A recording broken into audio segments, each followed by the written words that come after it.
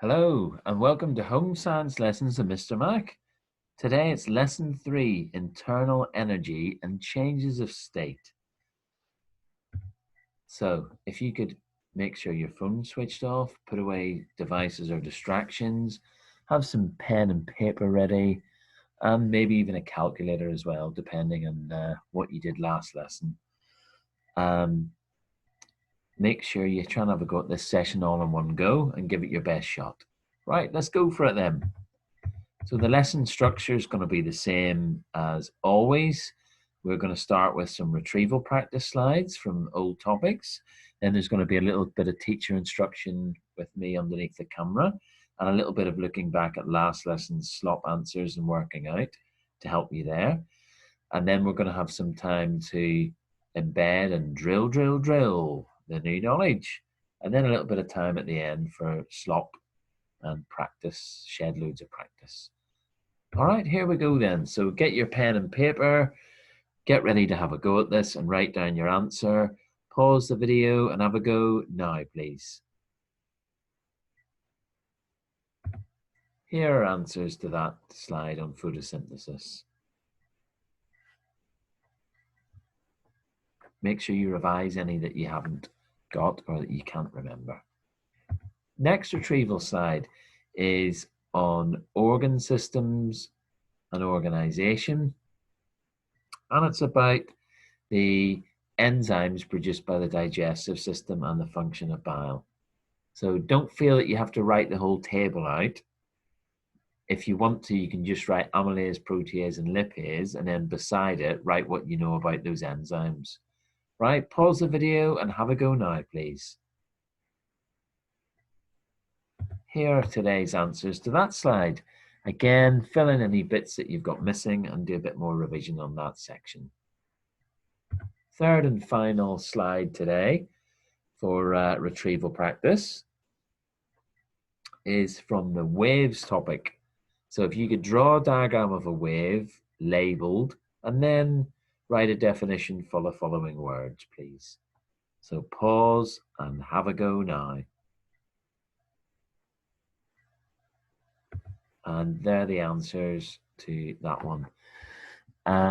With the wavelength diagram, it should be from the middle of the peak to the middle of the peak, or the distance between two identical points on adjacent waves.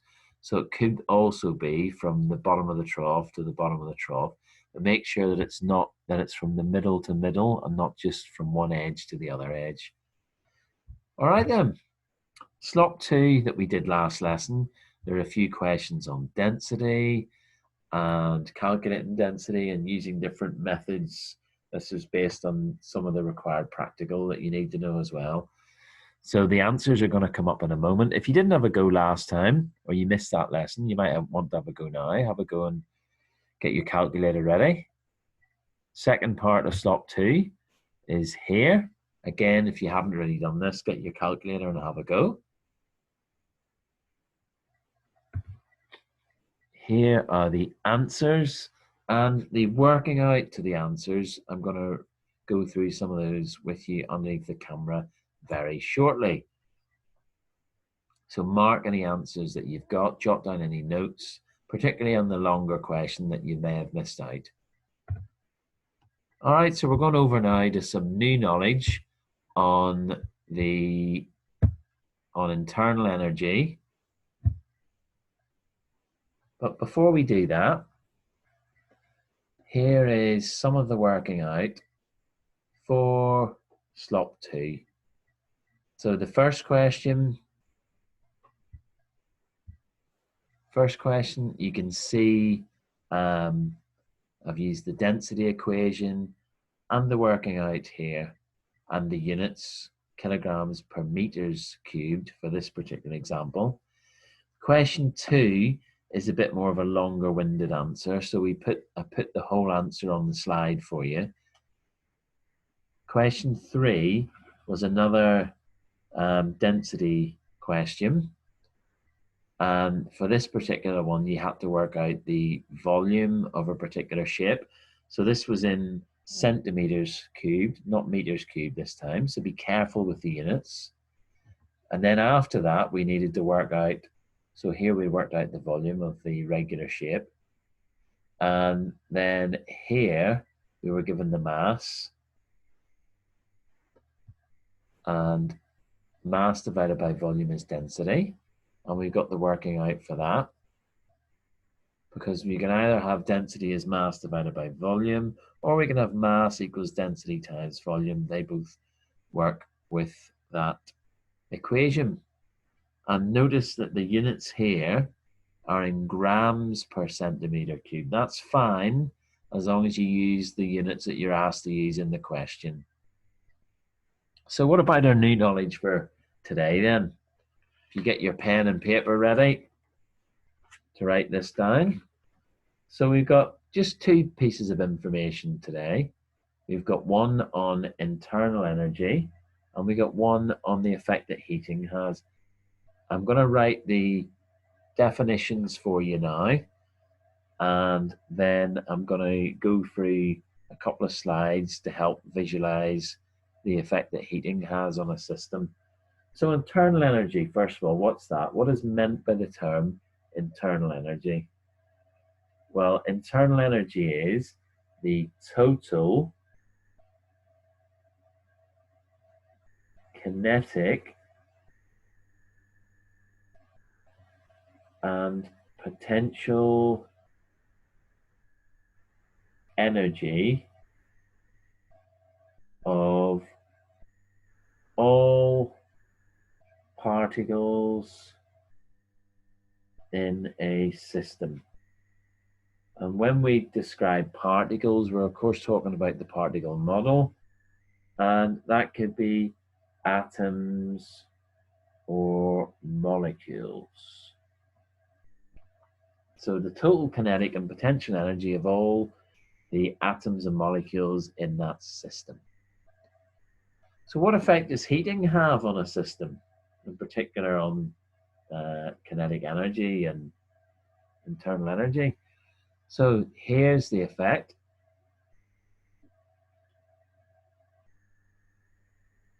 Kinetic energy of the particles increases.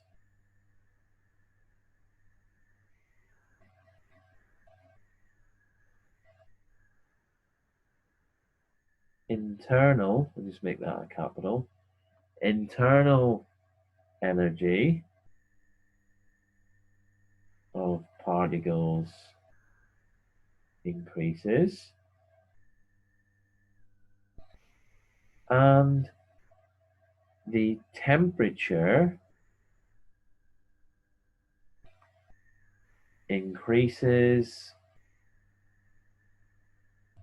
or there is a change in state. So solid to liquid, liquid to gas, etc. Okay, so there's the new info. You may want to pause and write down your notes before we move on to the next thing. So pause and have a go now, please.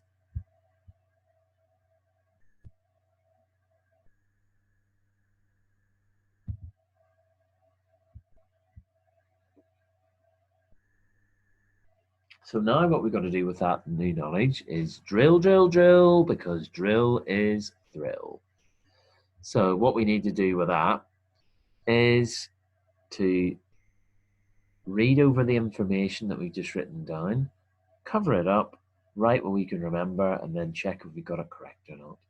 Or if we're lucky enough to have someone at home helping us with a revision, read through your notes, then hand it to whoever that may be, and get them to ask you a few questions on it.